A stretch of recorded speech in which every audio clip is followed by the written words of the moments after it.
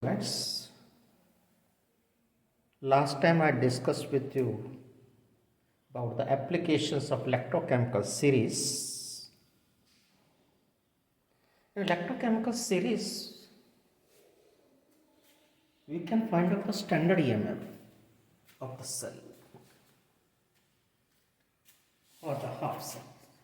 Means when the concentration is 1 m, temperature is 298 and pressure is 1 atmosphere. But we cannot find out the EMF of a cell or a half cell. Means the electrochemical series, from electrochemical series, we cannot find out the EMF of a half cell or a cell at any concentration, temperature, pressure. To solve this problem, Nernst suggested the equation. Means this Nernst equation is helpful to find out the EMF of a half cell or a cell at any concentration, temperature, pressure. How? Suppose this is the half cell reaction and we have to find out the EMF of a cell other than the concentration is 1 m or the temperature is 298 or pressure. According to Nernst, the EMF of this cell is equal to E naught Mn positive oblique M, and this we can get from electrochemical series minus 2.303 RT. R का value कितना लेंगे 8.314. T temperature, N is the number of electron transfer. If Ag changes to Ag positive and 1 electron, then N is 1. And if copper changes to copper to positive, 2 electrons are transferred. Here N is 2. In case of aluminum 3 positive, N is 3. And F is Faraday. So the value of R is 8.314. And in case of F is 96500 joule पर kelvin पर मोल, ये आपके R की value, ये Faraday की. Log of Mn positive. If the reaction is opposite, then it comes 1 upon this one. इसको 1 क्यों? Because metal is not soluble. Metal ions are soluble. उसकी concentration. Now, if the temperature is 298, then this factor value is 0.0591. ये solve करके हमने देख लिया है, ये इतने आती है. सॉरी,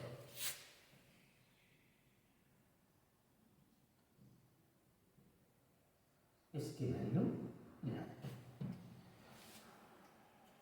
तो उस केस में इक्वेशन ये बन जाएगी. ये इलेक्ट्रोकेमिकल सीरीज से वैल्यू देख लेंगे, कंसंट्रेशन की वैल्यू लेकर के उसका लॉग लेंगे, यहाँ कितने इलेक्ट्रॉन ट्रांसफर हो गए, और वहाँ से हम मालूम कर लेंगे कि क्या आंसर होगा. ये तो हाफ सेल अगर कभी गैस है तो उसका प्रेशर लेना पड़ेगा, पार्शियल प्रेशर लेना पड़ेगा. और अगर आपको कोई सेल है, कंप्लीट सेल है, suppose in a cell A moles of A and B moles of B gives X moles of X and Y moles of Y. अगर कोई सॉलिड होगा तो उसको 1 रख देंगे. And n electrons are transferred during the course of reaction. तो आपने पहले प्रिपरेशन किसकी करके रख लेनी है. एक तो ई नॉट सेल निकाल के रख लेंगे. E naught cell is E naught cathode minus E naught anode. ये कहाँ से पता चल जाएंगे? इलेक्ट्रोकेमिकल सीरीज से न्यूमेरिकल के अंदर आपको वैल्यू दे देगा वो. Then according to Nernst, E cell is equal to E naught cell minus 2.303 RT upon NF log of product का कंसंट्रेशन और रिएक्टेंट का concentration raise to power respective coefficients. ये जो कोएफिशिएंट है ये पावर में चले जाएंगे. कुछ बच्चे कहते हैं सर इसकी जगह के लिख दें. नहीं, इक्विलिब्रियम थोड़ा है, के तो क्या होता है इक्विलिब्रियम कांस्टेंट. हाँ, क्यों लिख सकते हैं, क्यों इज द रिएक्शन कोएफिशिएंट. हम क्यों लिख सकते हैं, के नहीं लिख सकते. और अगर टेम्परेचर 298 है तो हमें पता है इसकी वैल्यू कितनी है, 0.0 0.059 और हम इसकी वैल्यू रख सकते हैं। और अगर इक्विलिब्रियम आ गया तो इक्विलिब्रियम में क्या होता है? इक्विलिब्रियम में होगा rate of forward reaction is equal to rate of backward reaction. Means net there is no transference of electron. If there is no net transference of electron, in that case the E cell is 0. इसकी value क्या रख देंगे? 0. E cell is 0 is equal to E naught cell minus this one. तो 0.0591 log K is equal to E naught cell. क्या किया? बस rearrange किया, इसकी वैल्यू 0, इसको इधर शिफ्ट कर दिया and then log K is equal to N into E naught cell over 0.0591.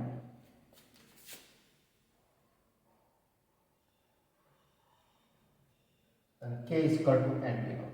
तो इसको सोल्व कर लेंगे और उसका सीधा ही एंटी लॉग लेना है। तो जो डेसिमल के पहले डिजिट है वो क्या होगी? 10 की पावर में चली जाएगी। आपको पहले बताया गया एंटी लॉग हमेशा डेसिमल के बाद के डिजिट्स का लेते हैं, पहले का नहीं। एक थ्योरेटिकल जो काम था हमने कर दिया।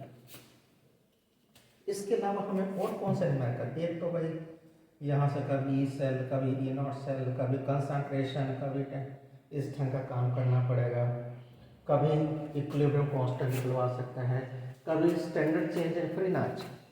Standard change in free energy is equal to n into E naught cell into F. N हमें पता है क्या होगा? Number of electrons transfer. और जैसे यहाँ पे लिखा है, यहाँ पे लिखा E naught cell, E naught cathode minus E naught anode. F is 96500. कहोगे delta G is equal to E cell, delta G से E cell नहीं। अगर मुझे इक्विलिब्रियम कांस्टेंट निकालना है होगा तो उसमें कोई ट्रांसफर ऑफ इलेक्ट्रॉन नहीं होगा। तो E cell at equilibrium is 0. It means the standard free energy is related to E naught cell, not E cell. तो ये था अब इसके बारे में। Now let us solve the problems, numerical problems. ये एंसेंट प्रॉब्लम है। Calculate the pH of hydrogen electrode having pH 10. कितना pH? Calculate the EMF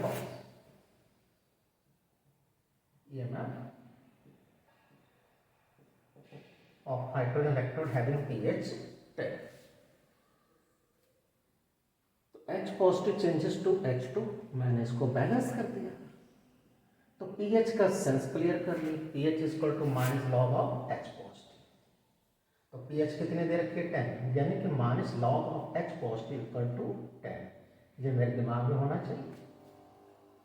अब according to Nernst equation E half cell is equal to E naught half cell minus 0.0591 upon n log of partial pressure product over partial over concentration of reactant की power 2, क्योंकि coefficient जो है वो कहाँ पे जाएगा? Power में जाएगा। हाइड्रोजन का कोफिशिएंट 1 है, सिर्फ partial pressure of hydrogen. Hydrogen electrode की हमें वैल्यू पता है, आईपीएस ने बता दिया 0.00। कितने इलेक्ट्रॉन ट्रांसफर हो गए? 2। लॉग ऑफ हाइड्रोजन इलेक्ट्रोड में हाइड्रोजन किस प्रेशर पर पास की गई? 1 एटमॉस्फेयर, 1 बार पे, तो 1 H पॉजिटिव का स्केल।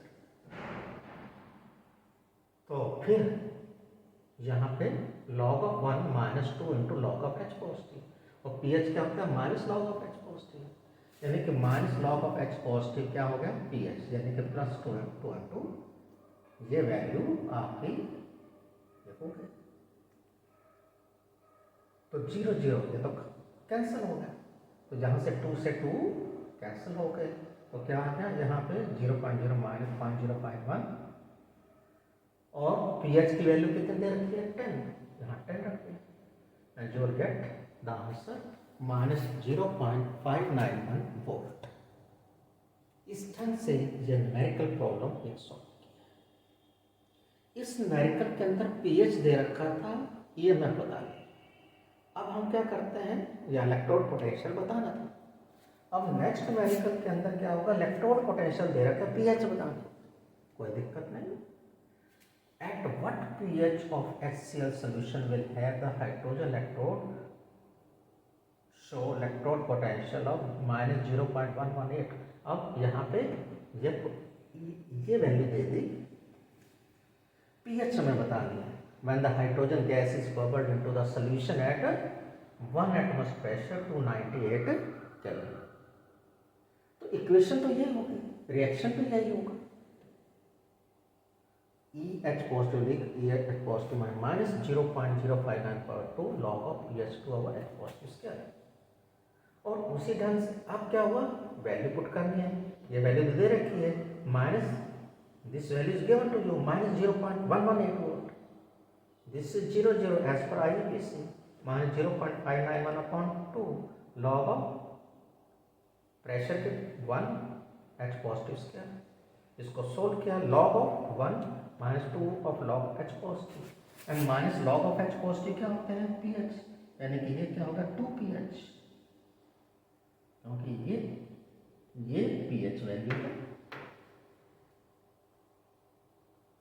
तो log 1 इज 0.00, तो क्या होगा 0.59/2 into 2 into pH, 2 cancel,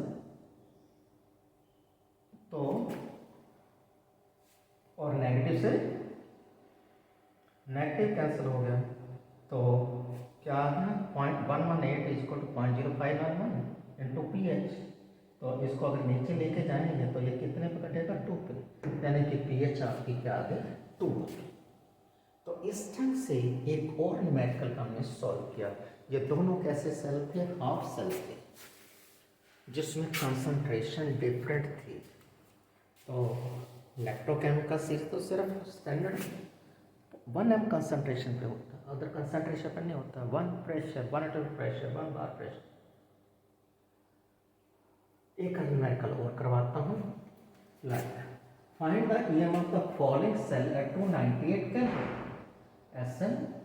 SN2 positive 0.05 m, parallel H positive 0.02 m, this one, and platinum as the electrode. Hydrogen gas के कितना प्रेशर है, 1 बार प्रेशर। तो आपको बताया था लास्ट टाइम कि लेफ्ट एनोड राइट कैथोड,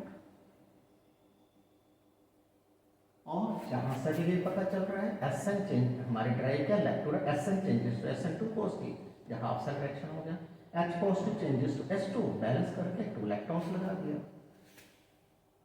तो इलेक्ट्रॉन आपस में कैंसिल होकर ये रिएक्शन बना, जिसमें इसकी कंसंट्रेशन नहीं ली जाएगी, this is salt,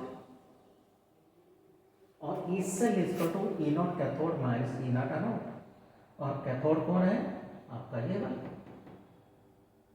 hydrogen is cathode, जिसकी वैल्यू 0 है, और ये वैल्यू आपको इलेक्ट्रोकेमिकल सीरीज से देखनी है, -0.14 वोल्ट माइनस प्लस 0.14 वोल्ट। अब हमने रिएक्शन भी देख लिया, हमने E सेल भी निकाल लिया, E नॉट सेल भी निकाल लिया। ये दोनों चीज़ें जरूरी होती हैं जब मुझे ये इक्वेशन लगानी हो। कोफिशिएंट पता चल गया रिएक्शन से, यहाँ कोफिशिएंट पता चल गया रिएक्शन का। अब हम इक्वेशन को लगा सकते हैं ना, E cell is equal to E naught cell minus 0.0591 n log of product SN2 positive का concentration into partial pressure of hydrogen और H पॉजिटिव का square concentration. E naught cell हमें पता चल गई 0.14 वोल्ट माइनस 0.051, कितने इलेक्ट्रॉन ट्रांसफर हुए देख रहे हैं हम, 2 electron transfer. Log of SN2 positive concentration कितनी है 0.05, प्रेशर कितना है 1 बार, और इसकी वैल्यू 0.02।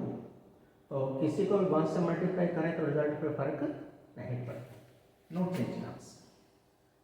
0.05 को क्या लिख दिया 5 इंटू 10⁻², और ये क्या बना 2 इंटू 10⁻², 2 का स्क्वायर 4, 10⁻² का स्क्वायर -4, कट कर 10⁻², तो ऊपर जाकर के क्या आएगा 100, 5 इंटू 100 इज 500 डिवाइडेड बाई 4, 125।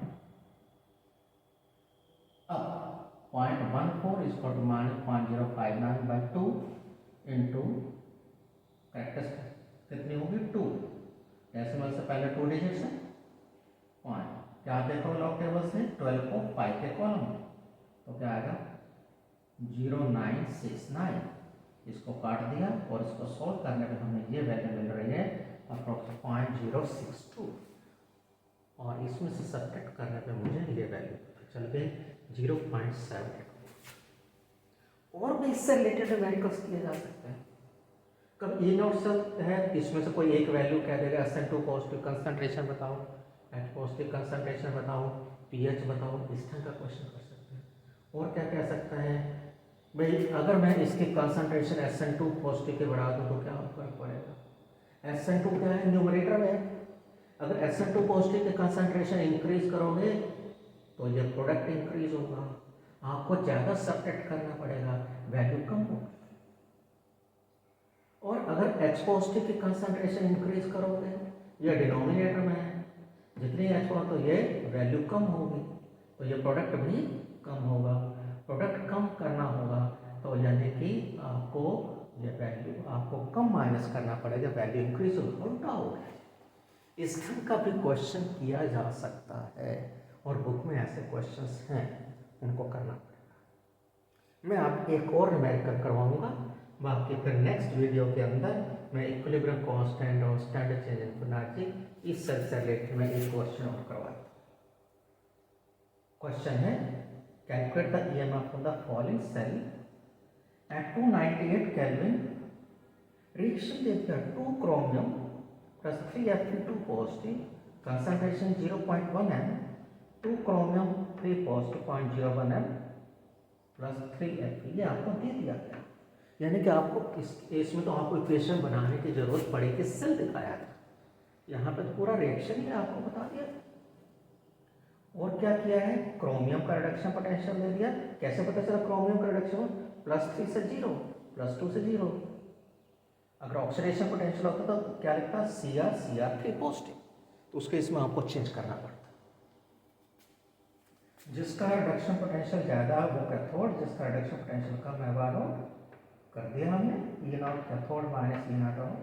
और यहाँ से पता भी चल रहा है कि Fe2 पॉजिटिव किस में जा रहा है, Fe में। रिडक्शन किसकी होती है, कैथोड की होती है, इलेक्ट्रोकेमिकल सीरीज से पता चल गया। और यह नोड, मतलब ये डाटा और हमारी इक्वेशन बिल्कुल मैच करते हैं। इसकी कंसंट्रेशन नहीं ली जाएगी, ये सोलुबल नहीं है, इसकी कंसंट्रेशन नहीं ली जाएगी, ये सोलुबल नहीं। तो क्या इक्वेशन बनेगी, E cell is equal to E naught cell minus 0.0591 upon n log of chromium 3 positive की power 2 coefficient power divided by Fe2 positive की पावर 3 कोफिशिएंट इज 3 की पावर 3। तो यहाँ पे हम क्या देख रहे हैं, कितने इलेक्ट्रॉन ट्रांसफर हो रहे हैं, इलेक्ट्रॉन कितने ट्रांसफर हो रहे हैं, अब वैल्यू रखनी है हमें।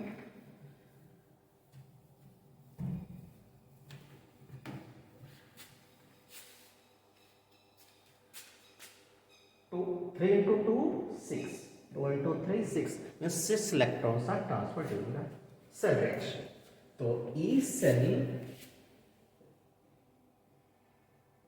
इज इक्वल टू 0.30, ये ई नॉट सेल की वैल्यू रख दी, minus 0.0591 upon 6 log of chromium 3 positive, chromium 0.01 means 10⁻² का क्या करना है, स्क्वायर डिवाइडेड बाय, इधर कर कितने 0.1, 10⁻⁻1, क्या करना है, क्यूब करना है। This is equal to 0.03 minus 0.0591 upon 6 log of 10⁻⁴ और 10⁻⁻3। तो तो ये कितना आ गया 10⁻⁻1 means 0.03 minus 0.0591 by 6 into minus 1.00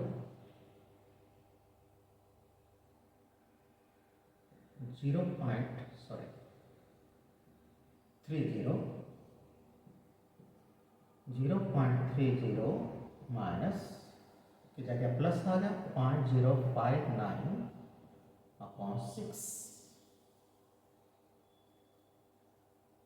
तो अगर इसको मैं अप्रोक्सीमेटली 0.06 मान लूँ तो ये कितना आ जाएगा अप्रोक्सीमेट 0.01, तो कितना होगा 0.31 वोल्ट। और इस ढंग से हमने